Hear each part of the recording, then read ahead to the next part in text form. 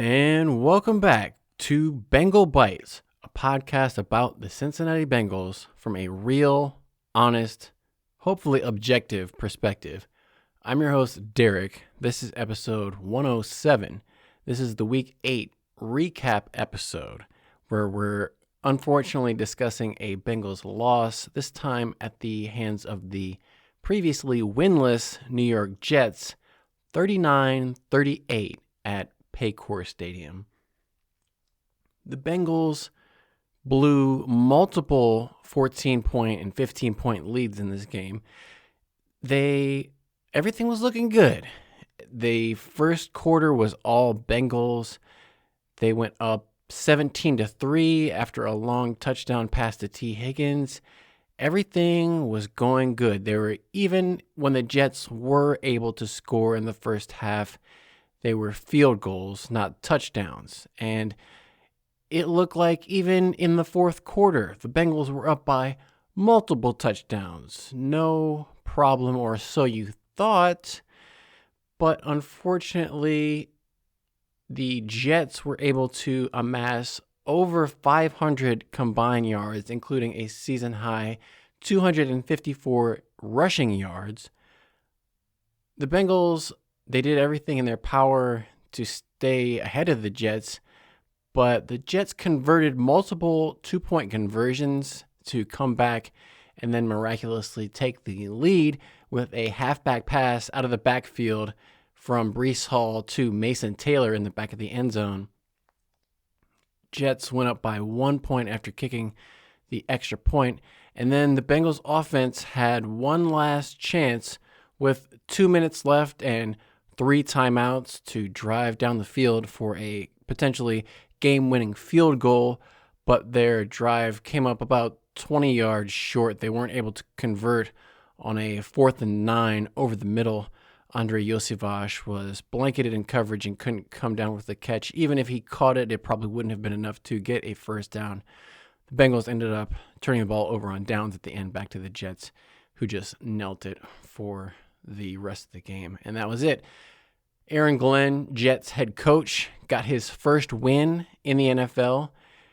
This is his 8th game, and Zac Taylor had to wait until his 12th game to get his first win in the NFL. He went 0-11 before beating who? The New York Jets, of course. I think that was in New York. So this was a little bit of a comeuppance or revenge, karma, whatever you want to call it. The Jets seemingly owed this beating to the Bengals, but for some reason, people were expecting the Bengals to be a lot better than they were in this game and in this season. And Bengals, it's not like they were double-digit favorites going into this game. The Bengals were 6.5-point favorites, and obviously they didn't live up to that expectation. But I heard people talking about how, this is the worst game Zac Taylor has ever lost, and, this is the worst Bengals lost in franchise history. It's how quickly some people seem to forget. They just lost 48-10 to the Minnesota Vikings.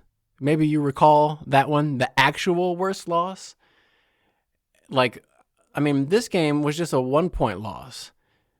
And so, yeah, they blew that late 2-touchdown lead, but at least they scored 38 points. What about that Broncos game? They lost 28-3. They barely even got on the scoreboard in that one. So the Bengals offensively, they didn't quite get to 500, but I think they were over 400 yards of offense. They were running the ball even more effectively than the Jets were.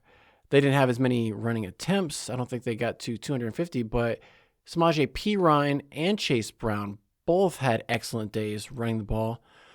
A little bit more of not really a quiet day for Jamar Chase. He still had 12 catches on 19 targets, but he didn't get over 100 yards on those 12 targets. They were mostly short at or behind the line of scrimmage, where it was just almost like a long handoff to Jamar Chase to make him one-on-one or have a good position to break tackles. The Jets, to their credit, did a good job of making tackles and not letting Jamar Chase break those into 20 and 30-yard gains. They mostly held him to 5 or 6 yards per catch.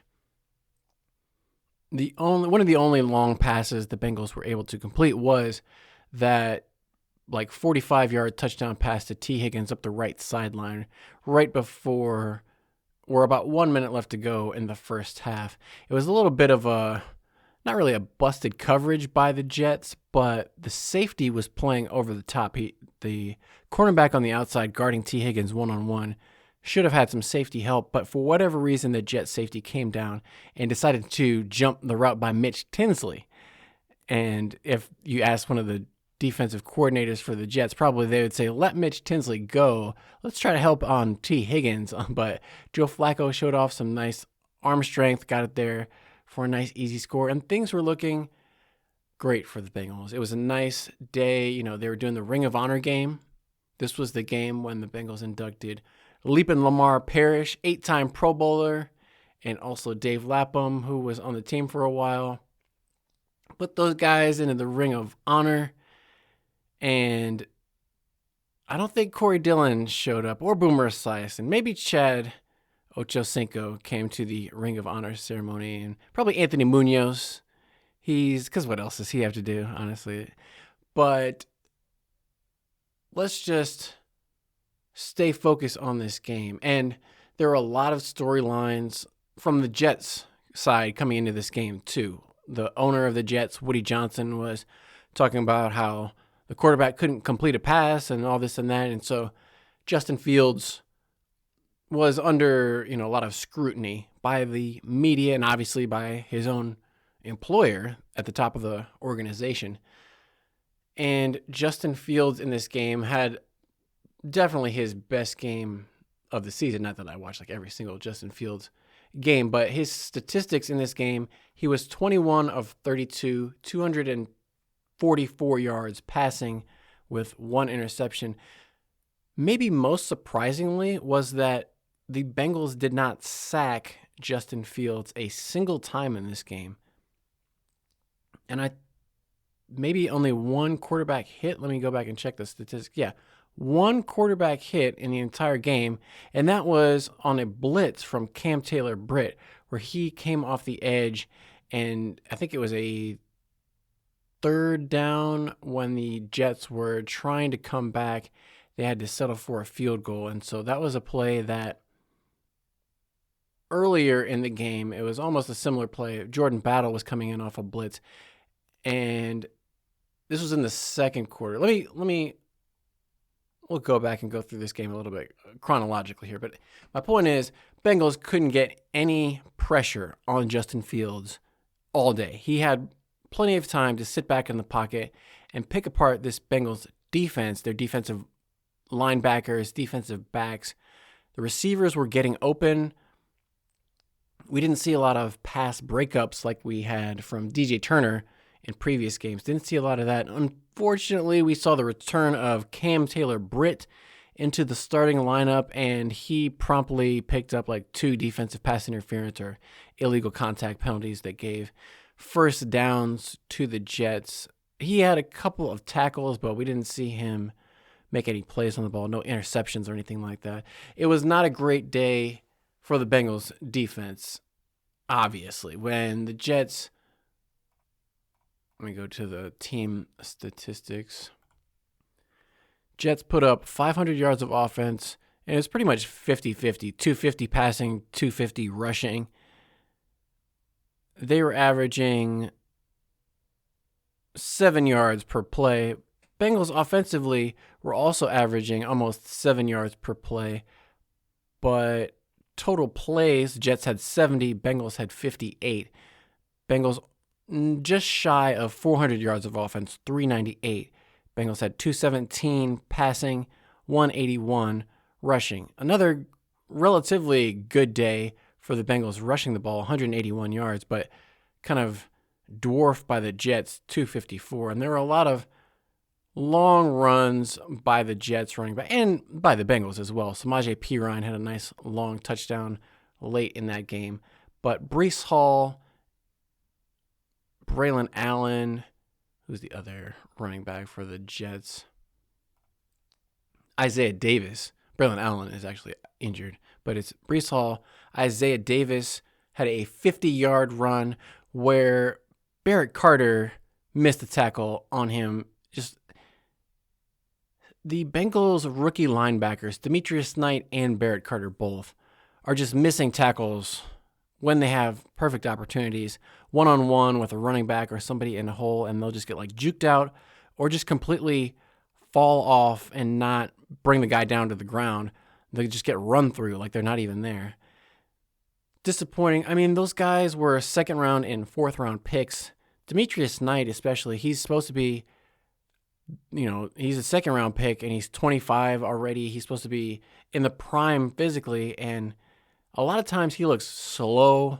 He got outrun to the edge on multiple plays and just not able to even get a hand on the guy, much less miss a tackle. Like, he's not even close enough to touch them, to miss the tackle. That's how far out of position he is sometimes.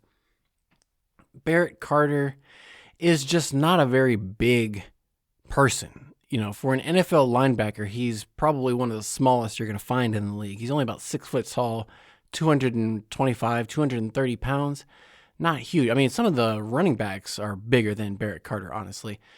It's not a surprise that he misses tackles, but he hasn't really. He flashed on a fourth down on the Jets' first drive of the game. For some reason, Bengals came out on their first drive and they drove it all the way down the field. It got it deep into the red zone, but then they settled for a field goal after they got it to not quite first and goal, but within the 15-yard line. It was like 3rd and 6. It had a couple incomplete passes by Joe Flacco. I was thinking about, would it be better to go for it? But I guess if you figure the Jets are an 0-7 team, just take the points if you're the Bengals. So the Bengals went up 3-0 earlier in the game, early in the first quarter. And then the Jets came back on their first drive. It looked like they were going to go 3 and out, but then they had a 4th and inches. And I was upset just as a football fan on this play because what the Jets came out, they look like, in this situation, 4th and inches, the most popular play right now is the quarterback sneak, like the Eagles do, the brotherly shove, tush push. Even the Bengals have started doing this. Bengals scored a touchdown on this play later in the game with a Joe Flacco quarterback sneak up the middle.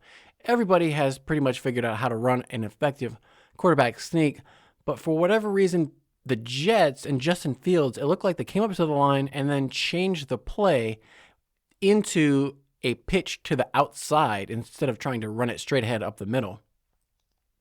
Bengals defense did a good job. Barrett Carter got off of the block of the wide receiver, tackled the ball carrier in the backfield, gave the ball back to the Bengals at the Jets' 35-yard line. That set the Bengals up in perfect position to go down 5 plays, 35 yards, and score a touchdown. This was on that Joe Flacco quarterback sneak up the middle. So the Bengals went on top 10-0. Next drive, Bengals defense forces another 3-and-out punt. Maybe they got 1 first down.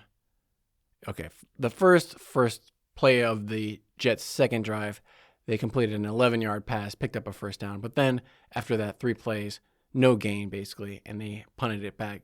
Bengals, on their third drive of the game to end that first quarter, they ended up going 3-and-out again. This play, the first down of this drive, it was a sweep with similar results that the Jets just had on the preceding 4th down.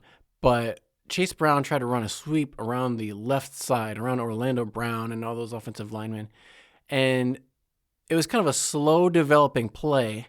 Then out of nowhere, like shot out of a cannon, like a homing missile, here comes Quincy Williams, number 56, the linebacker for the Jets, flies up and makes a tackle for a 5-yard loss in the backfield on Chase Brown to the Bengals' 20-yard line.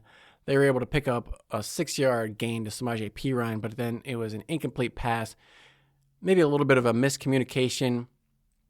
Joe Flacco to Jamar Chase. They didn't end up converting on 3rd and 9. And that was kind of a trend. Whenever the Bengals got into 3rd and long, where the play had to develop a little bit longer, it wasn't just like a Joe Flacco quick pass to Jamar Chase at the line of scrimmage, but something a little bit longer developing. Whenever Joe Flacco had to move, for the most part, the results weren't good. He's slow. There was one play where it was 3rd and 12 in the second half. Joe Flacco did escape the pressure, break out of a tackle, use his legs to pick up a first down, but that was pretty much the exception. And you obviously can't expect Joe Flacco to do that consistently. But Bengals punted it back, and this was a 65-yard bomb of a punt all the way back to the Jets' 9. Isaiah Williams returned it 17 yards to the 26. Jets took over. On their first drive of the second quarter, Jets drove into Bengals territory again. They were able to run the ball, but stopped and had to settle another 4th and short. And this one was interesting because this time, instead of going for it, they're down 10-0. Aaron Glenn, the coach of the Jets, decides to go for the field goal instead of trying to go for a touchdown, which in the moment, I thought that was a little bit of too conservative. You got to be aggressive. You got to go for the touchdown instead of a field goal. But they rely on their kicker, Nick Folk, to make the field goal, get back within 10-3. But it didn't take long for the Bengals to respond. 3 plays later, they score on a T. Higgins long touchdown pass from Joe Flacco. They set it up with a 17-yard pass to Jamar Chase for 17 yards, 8-yard pass to Jamar Chase again, picking up that first down, and then from midfield, pretty much 44 yards over the defense, put the Bengals up on top 17-3 with 10 minutes left to go in the second quarter. This is where it started to get interesting. 17-3, Bengals are rolling. It seemed like it was going to be a blowout game. Before this, in the preview, I said that since Justin Fields was an Ohio State guy, I wanted him to play pretty well, but I wanted the Bengals to win the game, obviously. So this drive was a little bit of a, not really a coming out party, but a little bit of a better performance by Justin Fields. He started completing some passes. The biggest play on this one was a 34-yard pass over the middle to, what's his name, Tez Johnson? I don't even know some of these receivers' names on the Jets. That's how, like Tyler Johnson. I've never heard of Tyler Johnson. Who is that? But he was catching 34-yard pass over the middle. He's a 5th-round pick in 2020. If I go to his stats real quick. Tyler Johnson has played for the Bucs, the Rams, and he's got 10 catches on the season. But he was looking pretty good against the Bengals out there. He had 3 catches, 64 yards, and a touchdown in this game. But let me switch back over to this Jets drive. So that 34-yard pass got them within Bengals territory. And then later in that drive, it was 4th and 2. So the Jets are getting into 4th down multiple times with multiple decisions to make. The first time, the Jets went for it on their own 35-yard line, didn't get it, set the Bengals up for a touchdown. The second time, Jets came up against a 4th down, they kicked the field goal instead of going for it.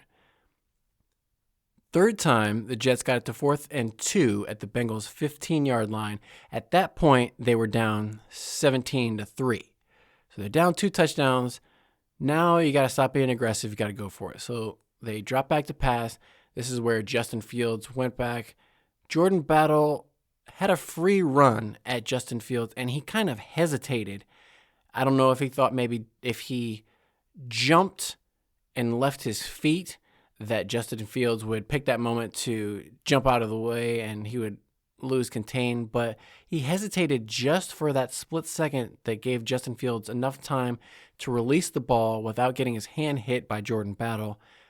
Perfect spot in the end zone to Tyler Johnson for a 15-yard touchdown after the Nick Folk extra point that made it 17-10 Jets with about 5 minutes left to go in the second quarter. Again, the Bengals waste no time responding. Another methodical drive, some passes to Jamar Chase, some runs by Chase Brown up the middle.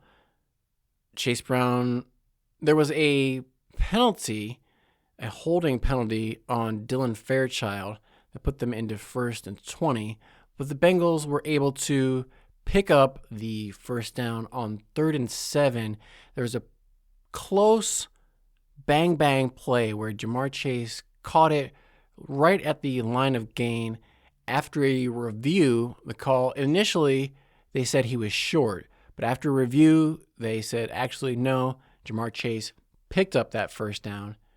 And then a few plays later, they were able to complete a pass over the middle to Chase Brown, where he did a good job of staying on his feet and not getting tackled before he reached the end zone. He reached the ball over the plane to put the Bengals up 24-10, another 14-point lead with about a minute left to go in the first half, minute 15. I know Zac Taylor wanted to score, especially because the Jets were going to get the ball to start the third quarter. So it was important to score another touchdown, put even more points up on the scoreboard before halftime. Unfortunately for the Bengals, the Jets came back and scored points on the last drive of the second quarter. They didn't score a touchdown, but they were able to do just enough, especially on the arm of Justin Fields. He was completing passes to Isaiah Williams, who was a former Bengal, and also the primary returner for the Jets. And honestly, he looked better than Charlie Jones on most of his returns. Charlie Jones still has not broken really any long kick or punt returns. And it's most of the time the Bengals are starting like within their own 30-yard line, where a lot of the drives for the Jets were starting at the 35 or the 40-yard line. Makes it that much easier to score. But the Jets, their drive kind of stalled out at the Cincinnati 7-yard line. This was the drive that was extended a little bit by Cam Taylor-Britt illegal contact penalty. But when they got into the red zone, Jets had a bunch of incomplete passes. Bengals defense finally found a way to force a stop, force the Jets into another field goal. So going into halftime, it was 24-3 Bengals.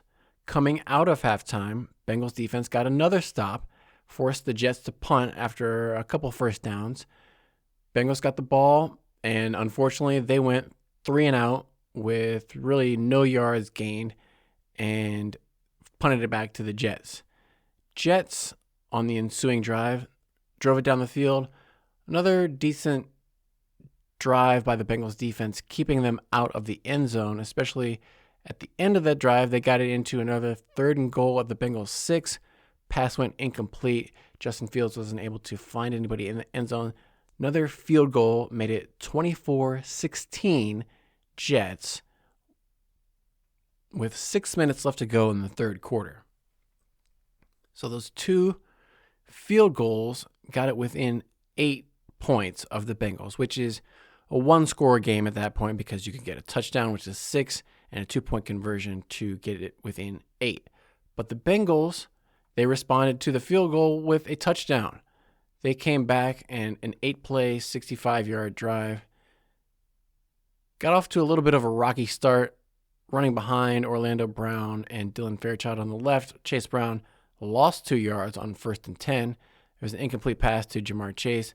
But then this is where Joe Flacco pulled out that 13-yard run on 3rd and 12, using his legs to pick up the first down, extend the drive. Samaje Perine had a 9-yard run. There was more Samaje Perine to pick up a first down. Then the biggest play on this was 2nd and 10 from the Jets' 32-yard line. Samaje Perine off left guard, breaks a tackle, breaks to the right, gets out in the open field. Nobody's able to bring him down or catch him all the way into the end zone for a touchdown after the extra point. That made it 31-16 Bengals with about 2.5 minutes left to go in the third quarter. So a 15-point lead. They had been leading by 8. They stretched that to 15 points headed into the fourth quarter. The Jets, they responded with a drive of their own. The biggest play on this one was a Breece Hall run off right tackle for 35 yards.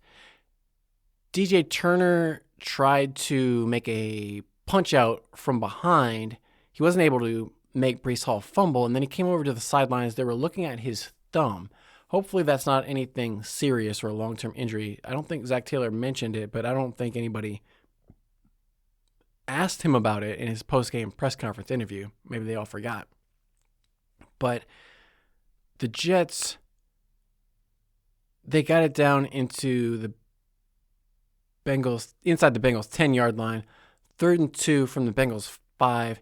Breece Hall ran pretty much untouched off left guard, off the left edge. I think at that point, Logan Wilson and Jordan Battle, Geno Stone were on that side, but they were too busy getting blocked to make a tackle. Breece Hall pretty much just walked into the end zone. And after that, the Jets went for a 2-point conversion because they were down by 15. They went for 2. They converted it. Justin Fields kind of ran around, didn't see anybody open, and ran right by Demetrius Knight Jr., number 44 for the Bengals, and in for the 2-point conversion. Demetrius Knight just isn't very fast, and this was another one where he just couldn't even get a hand on Justin Fields. That 2-point conversion brought them back to within 7, made it 31-24 Jets. At that point, there was 14 minutes left to go in the fourth quarter. Again, Bengals respond. They come back. 7 plays, 73 yards. They had a 21-yard run by Samaje Perine, 11-yard run by Samaje Perine. Picked up a couple passes from Joe Flacco to Jamar Chase for 23 yards. Another 12-yard run by Chase Brown got it to the Jets' 18-yard line. Then 5-yard run by Chase Brown off the right side down to the 1-yard line. And a 1-yard run that was reviewed, and they said Chase Brown did break the plane of the goal line after the extra point. That made it 38-24 Bengals with 10 and a half minutes left to go in the fourth quarter. 14-point lead, 10 minutes left to go. We've seen plenty of crazier things happen in the NFL. We saw the Denver Broncos score 33 points in the fourth quarter against the New York Giants last week. So comebacks are definitely a reality of the NFL. Nothing is over until it's over. But if you have a competent, functioning offense and defense, you should be able to hold on to a 14-point lead with 10 minutes left. Jets come back, 5 plays, 60 yards, and only consume 2.5 minutes in this drive that ends up scoring a touchdown. This was a 27-yard, it was set up by 2 plays. There was a 3rd and 6 at the Jets' 44-yard line. Justin Fields has plenty of time. He scrambles around and finds Jeremy Ruckert for a 24-yard gain. Barrett Carter ended up bringing him down. That was on 4th and 1. On 3rd and 6, Justin Fields scrambled around and picked up 5 yards, but he got stopped just short on a nice tackle by Joseph Osai and Cam Taylor-Britt. But on 4th and 1, Jets decided to go for it again. Let me go check. On 4th downs, the Jets were 2 of 3. They converted 2 of 3 4th downs. Bengals were 0 for 1. That was the last play that the Bengals ran on offense. Unfortunately, they didn't convert it. But this is another 4th down that the Jets were able to convert. 24-yard pass to Jeremy Ruckert up the left sideline. The very next play, Jets have it 1st and 10 at the Bengals' 27-yard line. Breece Hall runs around right end. Shamar Stewart loses contain, isn't quick enough, fast enough Shamar Stewart, he's a defensive lineman. He's 275 pounds. I don't expect him to run down Breece Hall, but wasn't able to really impact the play very much. And it's, late in the game. He's probably getting a little bit fatigued at that point because he's been out there because Trey Hendrickson did not get his full allotment of snaps in this game. He went out early with that hip back injury. He was kind of in and out of the lineup, and then he took a shot in the back from one of the offensive linemen while he was like halfway on the ground. Somehow it wasn't a flag for like unnecessary roughness or anything, so it was a legal hit, but it looked like it put the kibosh on the rest of Trey Hendrickson for that day. But, nobody on the Bengals was able to make a play on the sideline. Breece Hall toe tapped, somehow stayed in bounds. I thought for sure he stepped out of bounds, but somehow he was able to keep just enough of his feet within the field of play to get in for a 27-yard touchdown. And then one of the biggest plays, because at that point, that after that touchdown, that made, because the Bengals were ahead 38-24, after the Breece Hall touchdown, that made it 38-30. Jets decided to go for 2 again in this scenario. And the announcers, apparently, I don't know if, sometimes I can't tell if they're playing ignorant just for the sake of like entertainment value or if they actually don't understand what's going on. But if you're down by 14 points in the fourth quarter specifically, not if it's early in the game, you wouldn't necessarily want to do this, but in the fourth quarter, if you're down by 14, kind of one of the rules of thumb that the analytics experts and coaching strategic experts recommend is going for 2 after you score that first touchdown. Because if you want to win the game, if you want to have a chance to win the game in regulation, one of those times you're going to have to go for 2. If you go for kicking the extra point both times, your best chance is to tie. So if you want to have a chance to win in regulation, you've got to go for 2 at some point. And the logic is, well, you would rather go for 2 the first time because then the second time you have to go for 2 again. But if you kick the extra point, you get back to within 7, then you score another touchdown. Then it comes down to, if you don't get the 2-point conversion and you're down by 1, then you lose the game, and you don't want that to happen. So this was the right scenario for the Jets. This was the right call. They went for 2. It was a crazy play. Justin Fields scrambled around. It looked like, I think, B.J. Hill or somebody was right there to bring him down.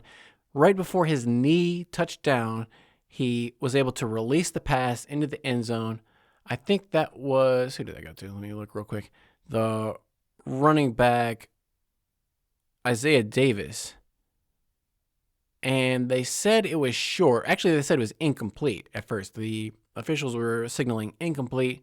But then they said, actually, upon further review, the ball crossed the goal line by just an inch or 2. Just barely over, and the guy caught it for the 2-point conversion. That made it 38-32 Jets. Sorry, 38-32 Bengals. Bengals were ahead by 6 points at that point with just under 8 minutes left to go in the game. But they're going to get the ball back. Nobody said the Bengals can't go down and score again, or at least burn some time off the clock. What did the Bengals do? Instead, they lose yards. They go backwards 3 plays, and they'll only take a minute off the clock and punt the ball away. It was like the perfect sequence of events happened for the Jets in this one. For some reason, the Bengals are ahead by 6. They ran a pass that went incomplete to Jamar Chase. It, in theory, was going to be a very safe pass. They had set up a screen, basically, with blockers in front of Jamar Chase to the left. But the pass was just a little bit low and behind Jamar, and he wasn't able to reach down and catch it. I couldn't see from the angle if it was like a drop or just kind of an inaccurate pass. Joe Flacco, not the most accurate quarterback. We saw a few passes that fell incomplete for Flacco where he was just a little bit off target. And in this game, he was 21 of 34, 2 touchdowns, no interceptions, 223 yards. But obviously only 223 yards on 34 passing attempts, not pushing the ball downfield. Outside of that one T. Higgins touchdown, 44-yard touchdown, they really didn't complete many or even attempt many passes very far downfield. They weren't trying to stretch the Jets defensively. I don't know why, but maybe they were double covering. I didn't go back and watch like the all 22, but 2 incompletions. Second down, they tried to throw to Andre Yosivas over the middle, but he got hit by like multiple guys right when he tried to catch it. Ball could have been intercepted. They were lucky it wasn't intercepted. It flew up in the air. Jets safety almost made a diving interception, but luckily it went incomplete. 3rd and 10, Flacco tried to buy himself a little bit of time and ended up getting sacked by Will McDonald for a 6-yard loss. And in that moment, I was just thinking to myself, oh, just don't fumble. Because every time Joe Flacco gets hit, he's got a reputation for fumbling. That's kind of his thing. So anytime anybody gets near Joe Flacco, I'm afraid he's going to get stripped out. Something bad is going to happen. So he didn't fumble, but unfortunately, right after that, then we saw Joe Flacco running into the locker room. Something was going on.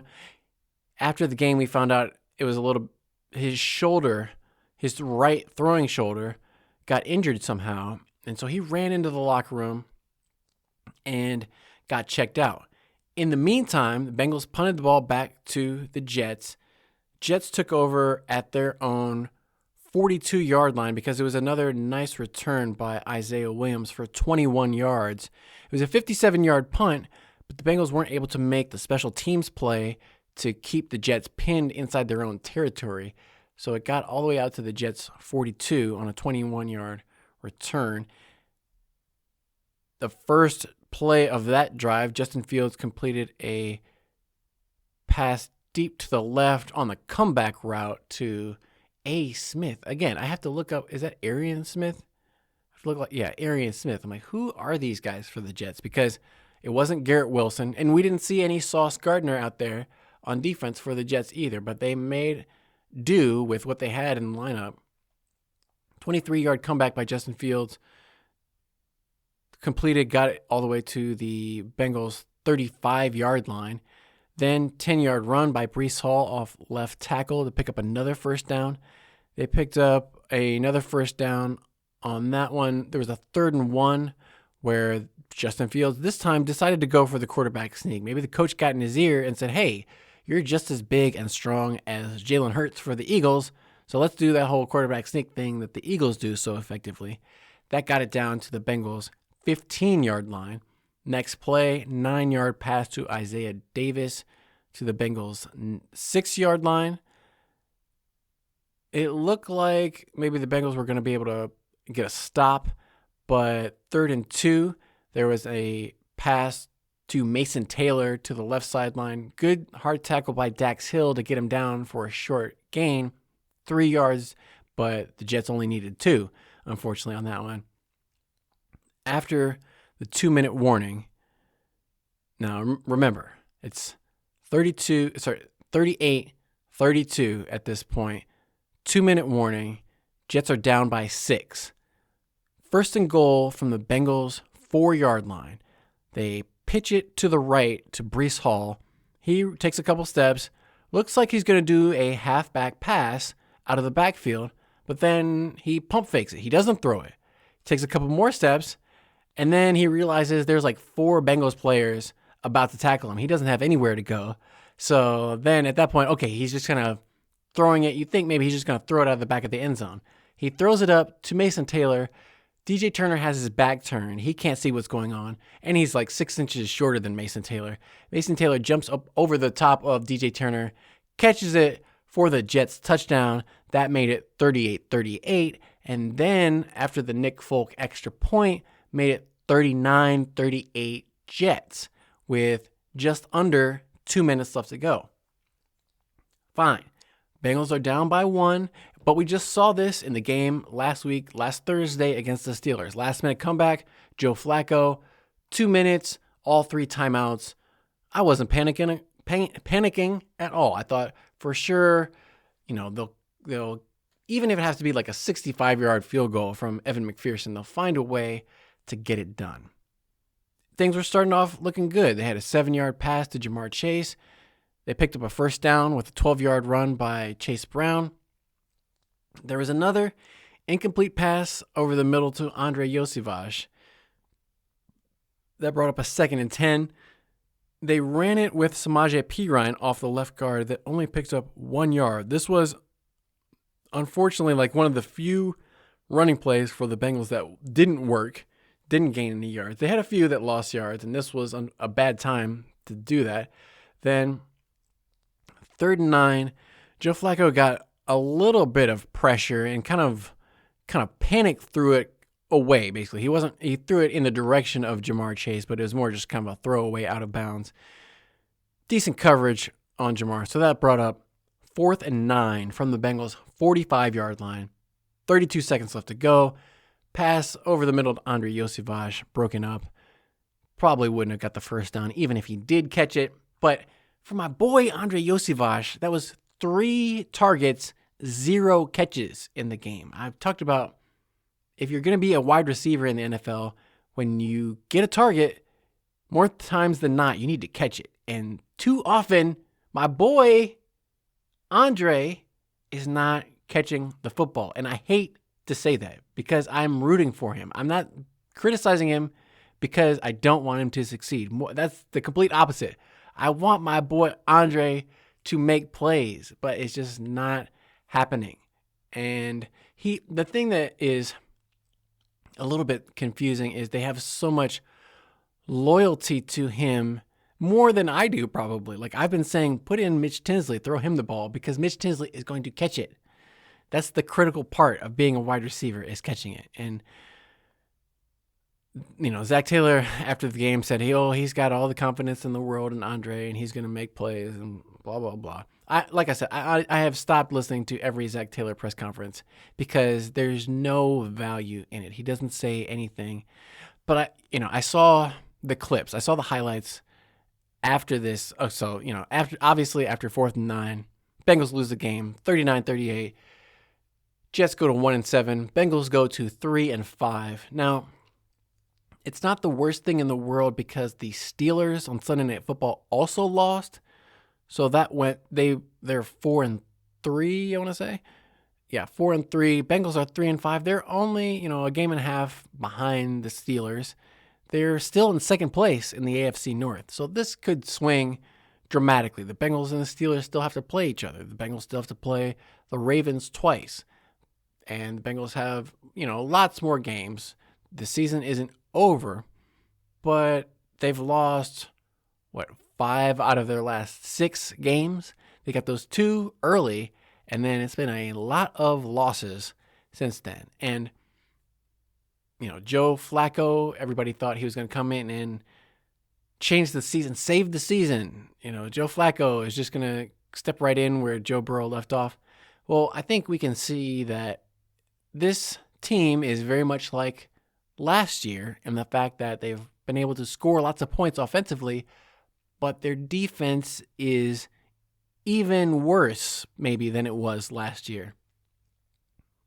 I saw one of the beat reporters, Jay Morrison, put up a statistic like the Bengals were in the top 15 in terms of points allowed in the first 8 games of the season since 1970. I think they were like number 13 or something like that. So it's hard to be a whole lot worse on defense than the Bengals have been. I keep saying, it can't get any worse. Well, Trey Hendrickson might not play next week. That'll definitely not help the cause when they go up against the Bears and Caleb Williams. But the problem is just lack of talent, honestly. It's not like, the Bengals haven't been blitzing a lot. I don't know what the defensive game plan and the scheming by Al Golden, maybe that could be better. But I don't see any guys lacking effort. I just see guys who maybe aren't that good at playing football. Like, part of it comes down to who they drafted, who they signed to come in and be on the team. You can only do so much if you're a coach. And if you're coaching up guys who aren't that good, I was in high school, I think in 4 years, we won 4 games. And it wasn't like the coaches were terrible and just had no clue about how to coach. Some of it was we just didn't have enough good football players on the team. We had about, 35 guys, and most of them weren't that good. And so that's how you lose a lot of games. I didn't see, Shamar Stewart, first-round pick. He got credited with 1 tackle, but I think after rewatching it, I think it was just one play where he was the closest player to Justin Fields as he was going out of bounds. So that's kind of one of those statistical quirks where even though he didn't make the tackle, if you're the guy who kind of, induced the guy to run out of bounds, you get credited for a tackle on that play. But otherwise, Shamar Stewart didn't do much of anything. Same goes for Myles Murphy. Same goes for most of those guys on the defensive line. Chris Jenkins, B.J. Hill. T.J. Slayton made one play where he got into the backfield, did a swim move on the center, made a tackle for a loss. But Joseph Osai, didn't hear too much out of him. And then those linebackers, Demetrius Knight Jr., Barrett Carter, the two rookies, again, inconsistent at best and terrible at worst, and not making any big hits. In coverage, they were letting guys get wide open. The running backs for the Jets were making catches and runs over the middle of the field.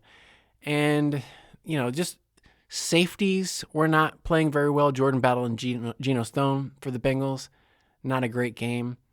Dax Hill and DJ Turner played all right, but they let up some passing yardage to Justin Fields in this Jets offense that hadn't scored a touchdown in 2 games. This was the first time in 3 weeks the Jets had scored an offensive touchdown, and all of a sudden they're having a field day against this Bengals defense. So as good as the Bengals were offensively, their defense let the Jets gain 100 more yards than the Bengals did. And it was crazy how it all came in bunches because, like I said, that first quarter, Bengals went up 10-0, and they really had a stranglehold on the Jets. And then somehow it just kind of all unraveled. The Jets scored 23 points in that fourth quarter to come all the way back, including 2 conversions of 2-point plays after the touchdown. Tough loss for the Bengals team, and it's going to have to be a quick rebound because they're going to have the Bears coming in. The Bears just lost to a Ravens team that did not have Lamar Jackson. They're obviously their MVP best player. So the Bears might not be as good as their records suggest. Hopefully that's the case. You never know. But we'll have plenty of time to discuss all that in the next preview episode. But that's all I wanted to discuss pretty much. In this recap, I think there wasn't too much, I don't get too much into the interviews after the game. After somebody loses, nobody says too much interesting. I tried to go and I watched some of the Jets players after their win. Justin Fields was going on. I'm not religious, if you didn't know. Justin Fields was going on and on and on about how good the Lord and the God is, and the Lord was so good to him for helping them win the game. The Lord must hate the Cincinnati Bengals then. If he loves the Jets and Justin Fields, why did he let the Bengals lose this game? Answer me that, Justin Fields. But anyway, the Jets obviously are feeling good about themselves. They got their first win of the season, and then they get to go on their bye week.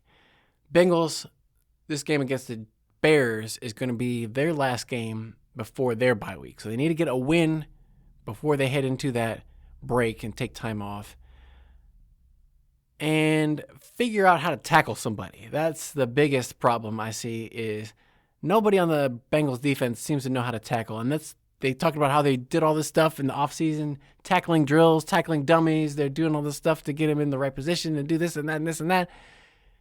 Can't tackle anybody. And, of course, Zac Taylor, he's not a defensive coach. He doesn't know anything about defense or tackling. So when they ask him in the post-game press conferences, he just says stuff so generic, well, somebody's got to step up and make a play. Somebody's got to step up and make a play. Somebody got to make a play out there. But how, Coach? How do I step up and make a play? He doesn't seem to have any advice for doing that for the players. But like I said, the season's not over. They could still come back and make a run at the division, get into the playoffs. Everything is still possible, theoretically. But giving up 39 points to the Jets? Are you kidding me? God, this team is terrible. Oh, my goodness. Whatever. I'll be back to watch the rest of these games, win, lose, or draw. I just wish they wouldn't lose in such comical fashion. Like, they're just becoming a laughingstock at this point. But that's the life I've chosen as a Cincinnati Bengals fan. So if you've listened all the way to the end, thank you so much. I don't know. You could be doing a lot of stuff. You could be watching better football teams and listening to better podcasts, but here you are. So subscribe, give me a thumbs up, all that kind of stuff. You know what to do. But until next time, I'm going to leave you with a hooday and stay hungry for more Bengal Bites.